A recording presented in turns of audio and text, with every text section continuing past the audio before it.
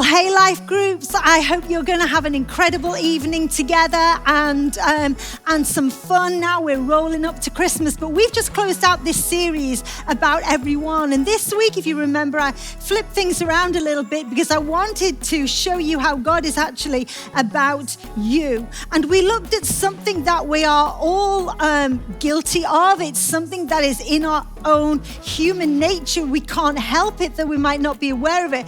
And that is the desire to fit in. Each and every one of us wants to fit in. And the problem is that we use culture and society as our yardstick. So culture and society will tell us what's trending and what's fashionable and how we should wear, what we should wear. It will tell us what our kids should be doing and what our relationships should look like. And the reason that we all pick up social media and engage with it and watch the news and read the papers is because we want to be sure that we are doing the same thing as everybody else. We do not like to stand out. We've got a herd mentality. We want to be uniformed in our way. We don't want to ever look like the odd one out. You don't want to be the kid at the school where you're the last one to be selected for the sports team, right? But actually, this awareness of being different, it sets in as from children.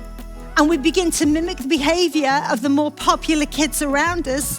And it's not something that we leave. It's not a passing phase, but we take it into our adulthood and we mimic and we begin to mirror different people and different environments that we find ourselves in. And though you may not be consciously aware of it, you will find that you change your language and you change your habits and you move your goalposts and you shift your morals and you stretch your principles and your attitude changes depending on the group of friends that you were in. I likened it to an author when he writes a book, and he may write another version of the same book, and it's called a new edition. And the new edition means it's a variation of. There's some add-ons and some extras and some alterations. And so we looked at this and that we go through life doing exactly the same thing. We go through life and we have different editions of ourselves depending on the company that we keep. Who we are over here is not who we are over there. Who we are in the workplace is not who we are when in our home space. Who we are most of the time can be very different to who we are when we're online. And so we began to explore the concept that God never created you to fit in, but rather he designed you to belong. And once you know who you belong to, then you know where you belong. God actually tells us in his word that we belong to him. We're called children of God. That's where we belong. And we have a place of belonging within the local church. That means when I do my life, I don't have to fit into what is trending. I don't have to fit into what they say I should be like and what this person says that I should be like. But actually, I'm true to the word of God.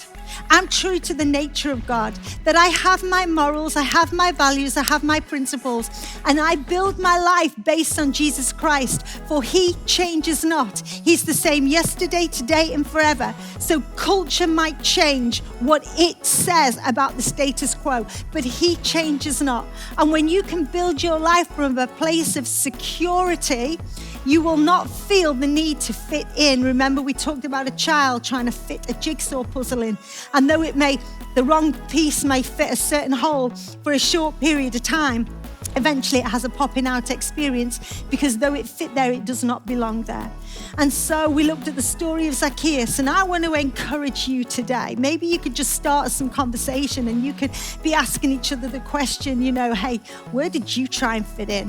What relationship did you try and fit into? What did you try and become in the workplace?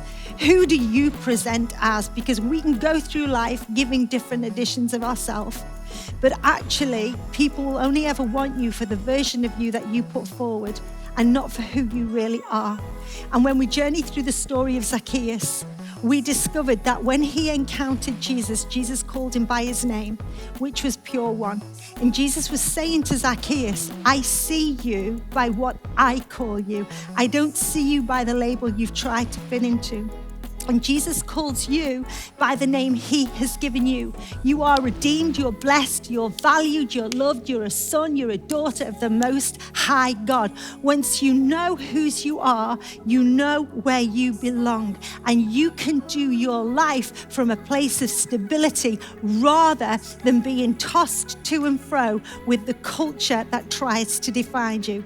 Have a great evening at Life Group and have some great God-centered conversation.